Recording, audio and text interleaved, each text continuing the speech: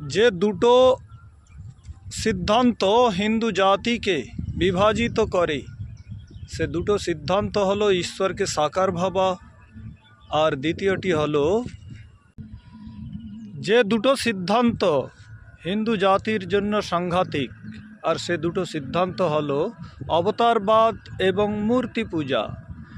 বন্ধুরা, সংসারের মধ্যে যত মান্য মূর্তিগুলো আছে এক ছাদের তলায় আনা সম্ভব নয়। তাহলে এই রংরূপ ভিন্ন ভিন্ন নামধারী মূর্তিগুলোর দ্বারা সমস্ত হিন্দু জাতিকে উপাসনার মাধ্যমে একত্রিত করা সম্ভব নয়। আর দ্বিতীয় সিদ্ধান্তটি হলো অবতারবাদ। বন্ধুরা, প্রত্যেক গুরু তার নিজের নিজের মান্যতাগুলোকে ঈশ্বরের মান্যতা বানিয়ে নতুন সম্প্রদায় গড়ে তুলবে, আর গুরুগণ হয়ে যাবে ঈশ্বরের অবতার। এমন সাংঘাতিক মান্যতা এই অবতারবাদ। অবতারবাদের দ্বারা হিন্দু জাতি বিখণ্ডিত হয়ে যাবে। এক গুরুর শিষ্যগণ অন্য গুরুর আমন্ত্রণে যাবে না, আর এই গুরুগণ বেদ বিরোধী মান্যতা তৈরি করে নিজেকে ঈশ্বরের অবতারের আসনে উন্নীত করছে। বন্ধুরা, এমন একটি সাংঘাতিক সিদ্ধান্ত যার দ্বারা হিন্দু জাতি কখনো ঐক্যবদ্ধ হতে পারবে না।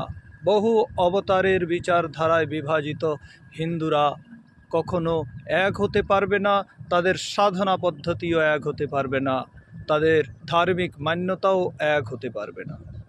তাই অবতারবাদ থেকে বেরাতে হবে, ঈশ্বরকে নিরাকার মানতে হবে, ঈশ্বরকে অজ ভাবতে হবে। জন্ম মরণ রূপী বন্ধনে আসে না ঈশ্বর। এটাই আমরা উপনিষদে পাই, এটাই আমরা বেদে পাই, এটা আমাদের মহর্ষি মনুর মনুস্মৃতি গ্রন্থ থেকে পাই, সমস্ত ঋষিকৃত গ্রন্থগুলো থেকে পাই। বন্ধুরা, অবতারবাদকে কখনো প্রোৎসাহন দেবেন না, আর ঈশ্বরকে সাকার ভাববেন না, ঈশ্বরকে নিরাকার ভাববেন। সাকার মানে প্রত্যেক কারিগর তার হাতে গড়া মূর্তিটিকে প্রাণ প্রতিষ্ঠা করে ঈশ্বর ভাববে, তখন ভিন্ন ভিন্ন রূপ ও নামধারী মূর্তিগুলো তৈরি হবে। তাই বন্ধুরা, এই অবতারবাদ এবং মূর্তি পূজা দুটো সাংঘাতিক ক্ষতিকারক, হিন্দু জাতিকে বিখণ্ডিত করার জন্য উত্তরদায়ী। তাই এগুলোকে ত্যাগ দিবেন, একমাত্র বৈদিক সনাতন বৈদিক ধর্মকে স্বীকার করবেন, তাকে বিশ্বাস করবেন এবং সত্যার্থ প্রকাশকে পড়বেন। যতগুলো সম্প্রদায়